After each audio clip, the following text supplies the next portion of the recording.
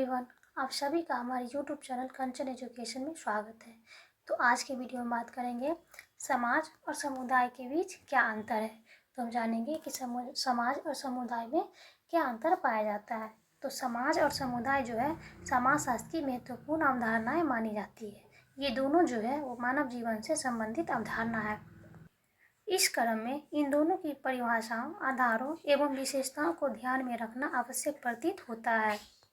यानी कि समाज और समुदाय जो है वो समाजशास्त्र की काफ़ी महत्वपूर्ण अवधारणाएं मानी जाती है और इन दोनों को मानव जीवन से संबंधित अवधारणा मानी जाती है। इसलिए इनके बीच अंतरों को समझना काफ़ी आवश्यक प्रतीत होता है। जो विशेष महत्वपूर्ण व निम्नलिखित है, जिसकी चर्चा हम आगे विस्तार से करेंगे।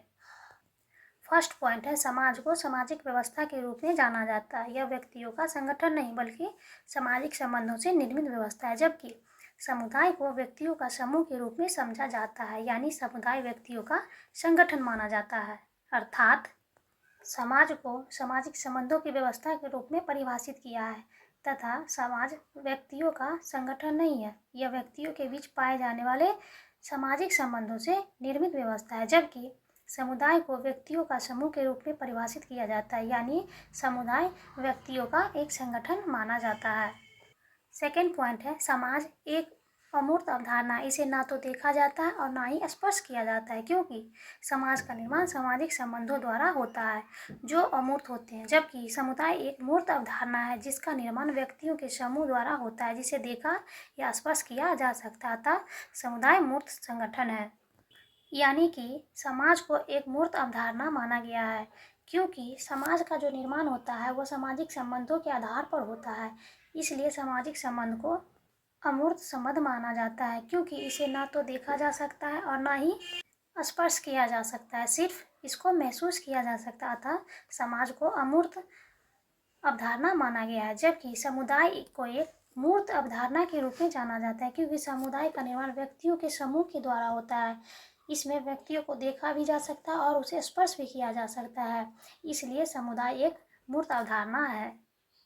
थर्ड पॉइंट है, समाज का भौगोलिक क्षेत्र विस्तृत होता है जबकि समुदाय का क्षेत्र एक निश्चित होता है।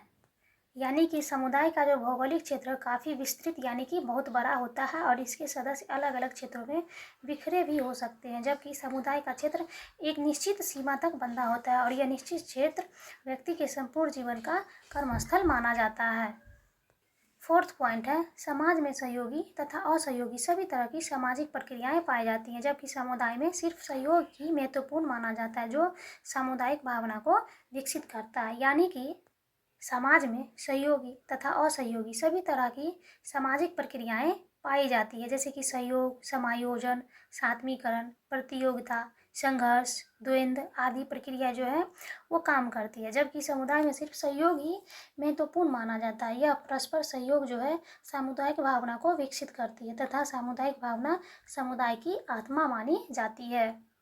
नंबर 5 है, समाज में व्यक्तियों का जीवन विषमताओं से युक्त होता है, जैसे सामाजिक, आर्थिक, धार्मिक, शैक्षणिक, राजनीतिक आदि ये सभी विषमताएं पाई जाती है। जबकि समुदाय का जीवन सामान्य होता है। इसके सदस्यों की भाषा, जीवन प्रणाली के तौर तरीके आदि सामान्य होते हैं।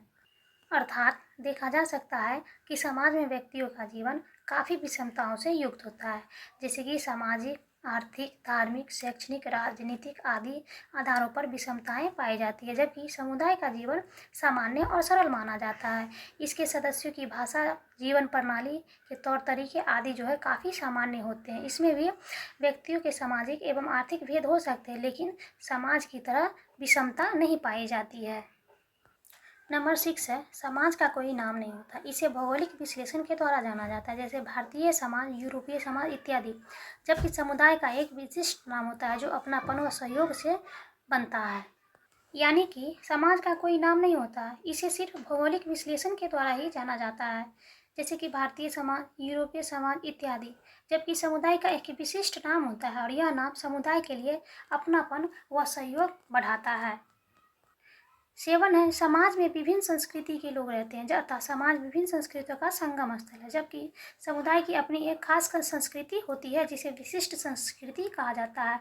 अर्थात समाज में विभिन्न संस्कृति के लोग पाए जाते हैं, विभिन्न तरह के लोग उसमें रहते हैं, निवास करते हैं। अतः समाज को जो है विभिन्न संस्कृतियों का संगम स्थल माना गया है, जबकि समुदाय की अपनी एक खास संस्कृति होती है जिसे विशिष्ट संस्कृति के नाम से जाना जाता है। नंबर 8 है, समाज तुलनात्मक रूप में बड़ा होता है जबकि समुदाय तुलनात्मक रूप में छोटा होता है। यानी कि समाज को तुलना के रूप में देखा जाए तो काफ़ी बड़ा होता है। इसके अंतर्गत समुदाय भी आते हैं, जैसे भारतीय समाज के अंतर्गत अनेक नगरीय समुदाय एवं ग्रामीण समुदाय का समावेश होता है, जबकि समुदाय को तुलना के रूप में देखा जाए तो काफ़ी छोटा होता है और यह समाज का एक भाग होता है तथा अपने आप में एक संपूर्ण इकाई के रूप में जाना जाता है। नंबर 9 एंड लास्ट पॉइंट है, समाज का कर्मस्थल विशाल है जबकि समुदाय का कर्मस्थल सीमित है। अर्थात समाज का जो कर्मस्थल है वो काफ़ी विशाल यानी कि बड़ा माना जाता है। यह व्यापक धरातल पर काम भी करता है, जबकि समुदाय का कर्मस्थल एक सीमित क्षेत्र के अंतर्गत ही सीमित रहता है। इसलिए यह सीमित क्षेत्र में ही काम करना आवश्यक माना जाता है।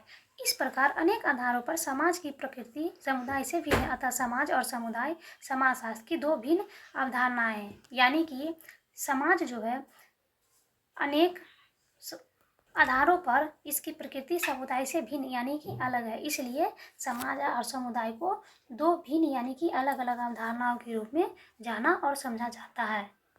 तो आज का हमारा टॉपिक था समाज और समुदाय में क्या अंतर है, जिसके अंतर्गत हमने 9 पॉइंटों की चर्चा की और जाने कि समाज और समुदाय में क्या अंतर पाया जाता है और कितना ये समाज और समुदाय एक दूसरे से भिन्न यानी कि अलग अलग होते हैं। So thanks. वीडियो अच्छी लगी तो लाइक शेयर एंड सब्सक्राइब जरूर करें।